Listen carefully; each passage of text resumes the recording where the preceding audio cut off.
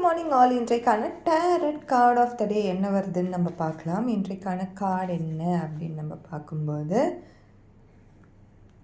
இன்றைக்கான கார்டு இது ஏற்கனவே வந்த கார்டு தான். 5 ஆஃப் ஸ்வாட்ஸ்ன்னு சொல்லும்போது ஏதோ ஒரு புதிய நபர் நம்மளுக்கு கூட இப்போது ஃப்ரெண்ட்ஷிப்பாக இருக்கலாம், ரிலேஷன்ஷிப்பாக இருக்கலாம். கொஞ்சம் கவனமாக இருங்க. ஆர் நம்மளோட தாட்ஸே நம்மளை ஏமாத்துற மாதிரி இருக்கும். சில சமயம் எல்லாமே நம்ம பாசிட்டிவ், எல்லாருமே நல்லவங்கன்னு கூட நம்ம யோசிப்போம். ஆனால் அதுவே நம்மளை ஏமாத்துற மாதிரி கூட இருக்கும். ஸோ இது எல்லாமே ஒரு கைடன்ஸாக நம்ம சொல்கிறது தான். இவங்க இப்படி பண்ணிடுவாங்களான்னா அது மேபி பண்ணாமல் கூட இருக்கலாம். பட் நம்மளுடைய தாட்ஸை கவனமாக வச்சுக்கணும். நம்ம இன்னும் கொஞ்சம் அவேர்னஸோடு இருக்கணும். செய்கிற செயலில் இன்னும் கவனமாக இருக்கணும்.